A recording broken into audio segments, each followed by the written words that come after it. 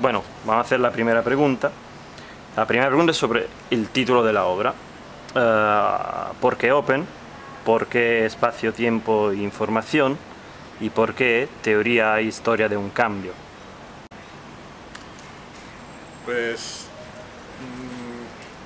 la verdad es que el libro lo que pretende es hablar de un cambio de lógica. Después si acaso hablaremos un poco más de esto, pero sí que yo creía que existía un nuevo tipo de manera de entender palabras tradicionales, pero que estaban vistas de otra manera hoy.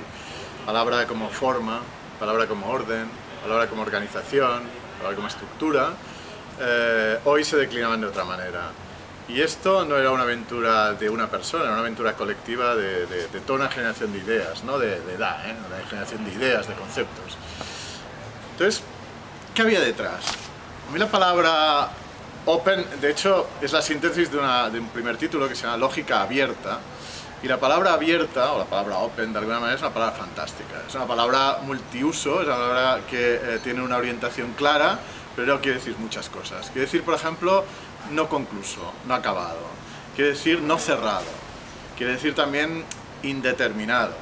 Quiere decir también extrovertido, ¿no? Algo abierto, es algo extrovertido, que sale de sí mismo para abrirse al exterior, para relacionarse. Por lo tanto, también quiere decir algo relacional.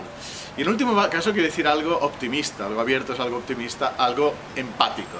Y todo esto creo que tiene que ver no solo con una manera de ver el orden, la forma, la organización, sino también la actitud arquitectónica. Una actitud que de alguna manera trabaja con la realidad, intenta trabajar con la realidad para transformarla, como decías, positivamente, para crear nuevas informaciones en esta realidad que acepten esta realidad empáticamente, relacionalmente, simpáticamente y al mismo tiempo la transformen con calidad. Ahí está la segunda parte de la pregunta, espacio, tiempo, información. El tema de la información es vital para entender este cambio de investigación de toda una generación. Piensa que todo lo que nos ha interesado a nosotros es investigar esta nueva situación de la realidad contemporánea. Esta situación que tiene que ver con la ciudad, con el entorno, con la sociedad, que tiene que ver también con la manera de enseñar, que tiene que ver con la manera de difundir. Y toda esta investigación, que ya no habla de transmisión de conocimiento como de oficio, sino de investigar, tenía algo detrás, que era la asunción de la capacidad de procesar información, pero procesar información para intercambiar información. La información siempre ha estado ahí, es evidente, pero hoy tenemos la capacidad de procesarla y de procesarla intercambiando informaciones para crear nuevas informaciones. Y esta idea de procesamiento, podríamos decir combinatorio, podríamos decir de cruce, podríamos decir generador, es algo muy contemporáneo. El libro empieza de alguna manera diciendo que si en los años, al inicio del siglo, habían habido toda una serie de revoluciones en el campo de la pintura, de la visión, en el cine, en la ciencia, ¿no? Pensemos en las teorías de la relatividad de Einstein, en el cine con todo lo que era la visión de la cinematografía y de la visión subjetiva del tren llegando, ¿no? O el mundo del cubismo, que de alguna manera fragmenta la imagen, o temas como la construcción en serie de Ford, y que todo eso dio lugar a una lógica que fue la moderna, que fue la lógica material, funcional, la lógica relacionada con, podríamos decir, la manera material e industrial de entender el mundo.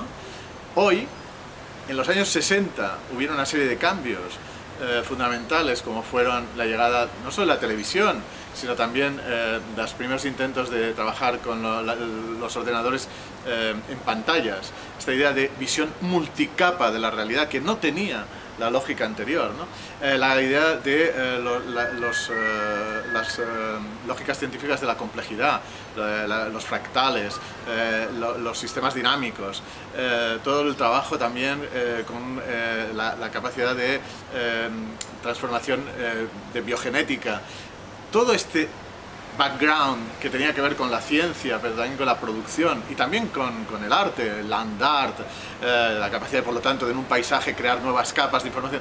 Toda esta idea de trabajar con una visión más compleja, multicapa de la realidad, hoy se transforma en una nueva lógica arquitectónica de 30, 20, 40 años después, del mismo modo que 30, 20, 40 años después de las lógicas de principio de siglo, se generó una nueva lógica arquitectónica en la ciudad y la arquitectura.